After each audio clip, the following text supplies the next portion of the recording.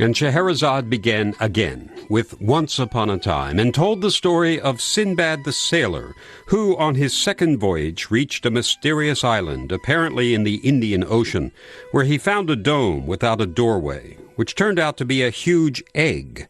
He concluded that it must have been laid by a colossal bird, which was said to feed its young on nothing less than elephants. There are other accounts of giant birds in the area of the Indian Ocean, where Sinbad set sail. Now, the laws and physics of biology do not allow for birds that can carry off elephants, but like many myths and legends, this one may have some basis in fact, though years of embellishment and exaggeration have turned the reality into what appears to be simply fantasy. We know Sinbad's giant bird today as the Roc, spelled R-O-C, sometimes R-O-K, a good crossword puzzle word. Apparently the Arabic original is rendered in English Ruk, R-U-K, and sometimes spelled R-U-K-H. Per Sinbad's report, the bird nested on an island.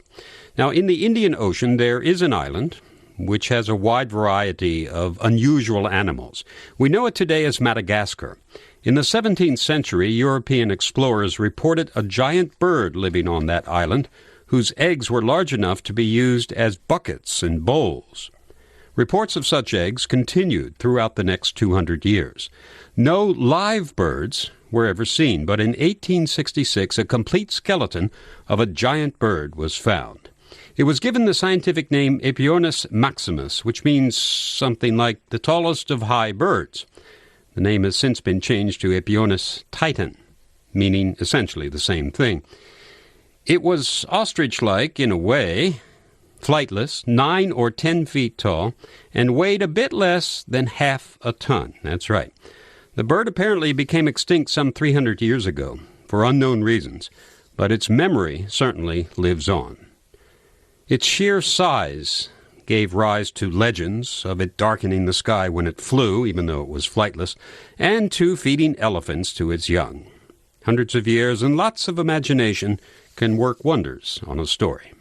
There are reports that the fronds of one of the native palm trees of Madagascar were passed off at one time as feathers of the Roc. Sinbad's Roc, then, was born out of a knowledge of a giant bird on Madagascar, Aepyornis titan, now extinct. And even though we know the story and the scientific facts, the story still does stir the imagination.